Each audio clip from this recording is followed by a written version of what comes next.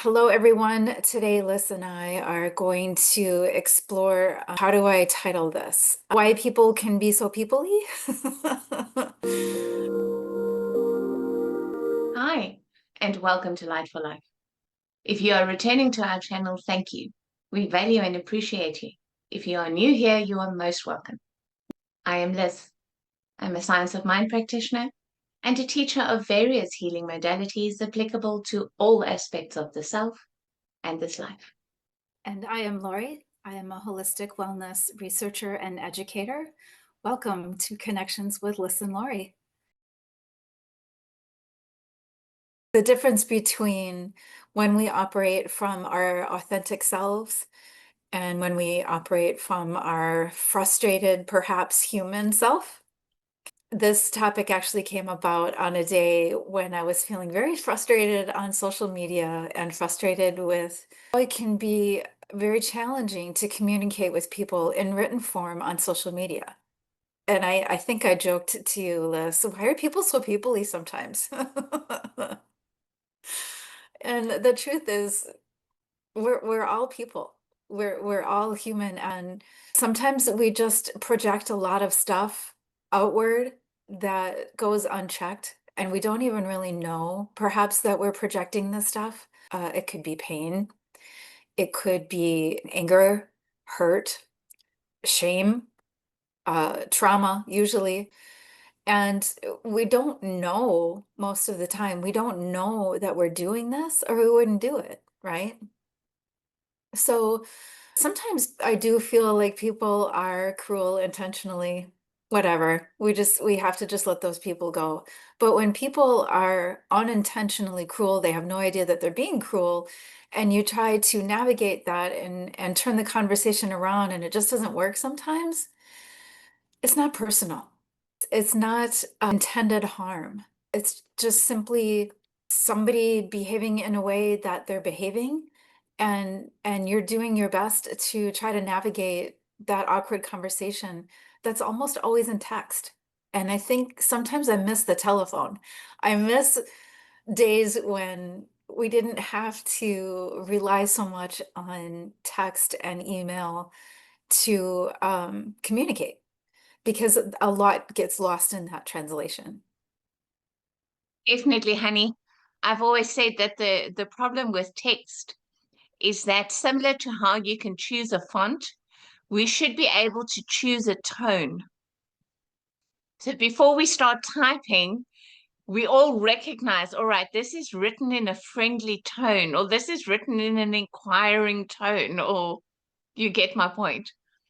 So yes, I've never been a fan of speaking on the phone, but these days, not only that, but I've gotten so used to connecting with people like this, like you and I are now, that I find it hard now to have a conversation that isn't a video call, because it is so much easier to actually look in someone's eyes and truly connect with them, and to be coming from that more genuine and more authentic place. It's not perfect. Things do still go wrong, even face to face, right? But I think there's less distortion and less interference when we can actually look at one another and have to be actually confronted with the impact of our words and the impact of what we're saying. But having said all that, yes, we are all just human. And one of our greatest teachers admonished us that, we should take the log out of our own eye before we point out the twig in someone else's. And that's such a famous saying and such a famous instruction. And yet we forget about it when we're actually in the middle of a heated exchange and we're busy making everything the other person's fault, right? What is Absolutely. the twig in my eye? What are they reacting to?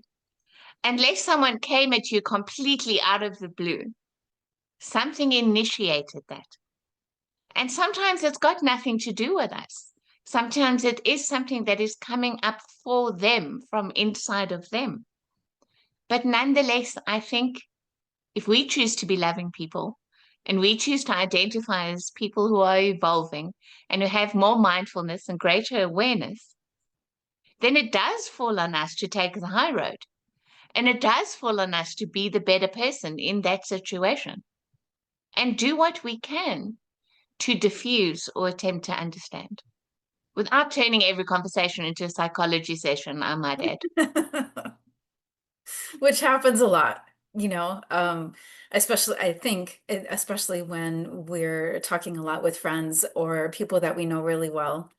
We can tend to be each other's psychologists, but when you're talking to, clients or coworkers or customers or, anything really, the human stuff can hurt sometimes. It can really hurt sometimes. It really can be a sharp stick in the eye. Love that analogy.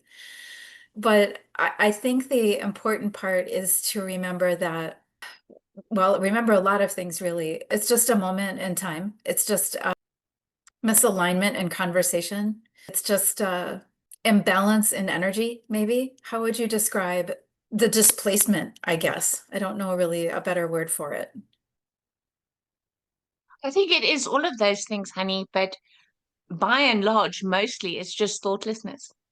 Mm. I think very often words escape before there was a moment of forethought about those words. Yeah. And I think for me, it comes down to the permission we've given ourselves or not given ourselves about how we conduct ourselves in life.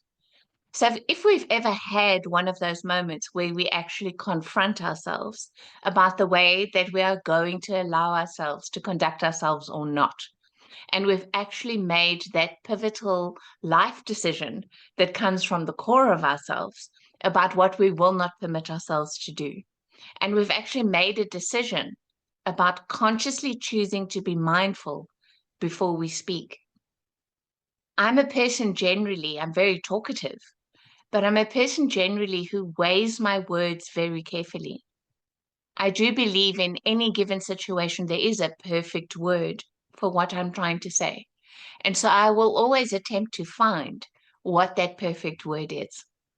But that's much easier to do when we're writing, right? Because we can go back and edit and we can change things. When we're just conversing, I think we need to give one another a little bit more grace and a little bit more slack that, okay, hang on, I didn't have my edit button on right there. Let me rephrase that. So I think thoughtlessness, as well as consent, plays a huge role in how those things take place. I couldn't agree more. I think people are in the habit of listening to respond and not really listening to simply listen and to understand before pausing for consideration and then trying to, respond appropriately or logically or compassionately. I think there's I don't know who said this quote, but before you speak, you evaluate whether it's necessary or it's wise or it's important. Before you even speak, it doesn't need to be spoken. And I feel like, especially in the last few years, a, a lot of that has gone right out the window. I feel like the last 4 to 5 years has really changed society in not so positive ways sometimes. People have become a lot quicker to lash out. And there's been a significant shift in how I see people behave online than what I used to see many years ago. And I can't necessarily, dial in why or how. I think it's dozens and dozens of factors. Why or how we've become these keyboard warriors, as the cliche goes. But I think it really does come down to what you said. There isn't a lot of compassion or thoughtfulness that goes behind how we interact with others, even if it's just on a keyboard. I don't think people realize that there's the same amount of energy exchanged, even if we're not face to face, and even if we're not eyeball to eyeball, and even if we're not talking on a phone without video, there's still an energy exchange there, and it still does have impact in the world. And I don't know if people really understand that. Yeah, and the other thing is, honey, you know, whenever something positive develops in life, it has its equal shadow, right? It has to have, because this is a world of duality. And so we have in our modern age developed this wonderful new society where communication is so much more possible and so much more instant. And we have so much larger audiences for everything that we want to think and speak and say and write. And that's all fantastic. That's wonderful. But its shadow, at least in one respect, is that we've all just become a lot more blasé, I think, about advertising our weaknesses, like putting a foghorn to our worst character traits and wearing them with pride even. You know, just like in the realm of mental health, where it's been really, really positive that we're all so much more aware of mental health issues and so much more accepting of it. But on the other hand, now everyone has a label or 10 and is walking around with not just that as an identification, but an identification that they're actually proud of. Yeah. And how like it's become incumbent on all of society now to be tolerant and accepting. So take that to its toxic extent. We're all supposed to be tolerant and accepting of absolutely appalling things, Yeah. things that are actually not okay. Yeah. And it's like, who's standing up and saying, hang on just a minute, that's actually not all right. That's Yeah. very disrespectful or very inconsiderate or really unnecessarily unkind. So the bad comes with the good, I guess, is what I'm trying to say. And the more aware we can be of that, I think, the more perhaps we can start addressing those more shadow aspects, at least as it pertains to ourselves.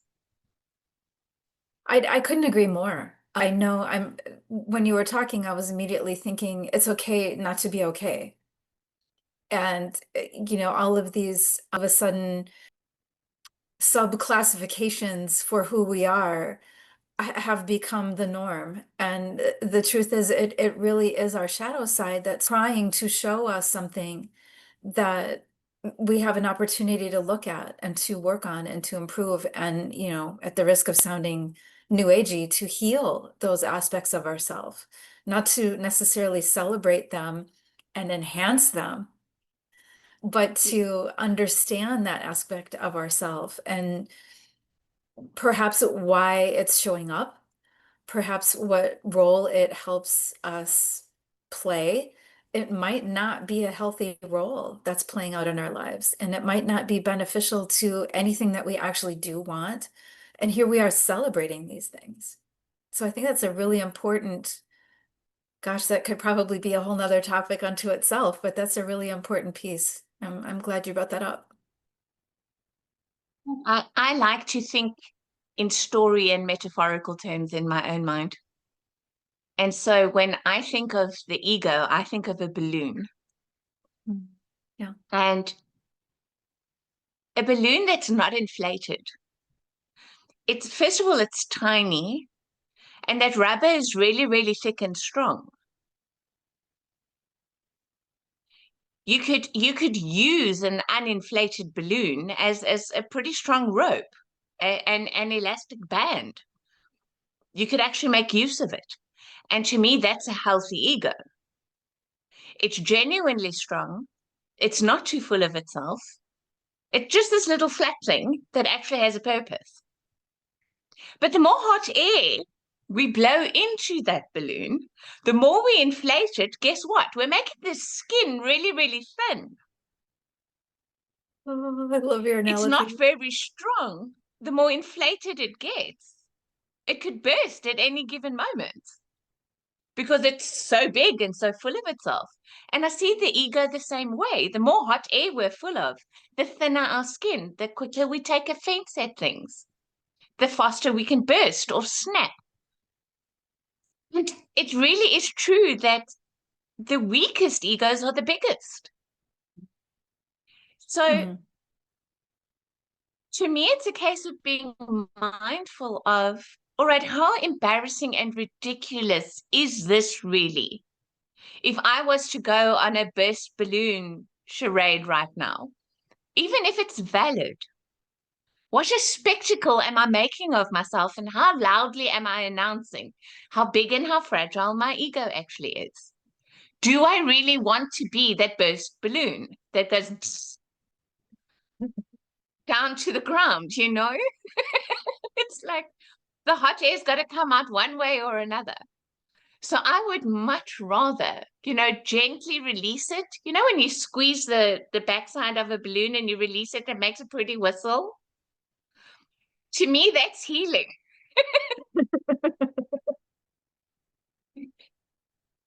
Can turn my hot air release into this pretty little whistle, right? Instead of Oh, I love your analogies. I just cracking up over here. I love it. one I other love thing it. that I wanted to add, a wonderful new thought author by the name of Neville Goddard. And he spent most of his life teaching about the law of assumption. And that's a wonderful teaching to look into. But one of the things that he was very adamant about was that everyone is you pushed out. Hmm.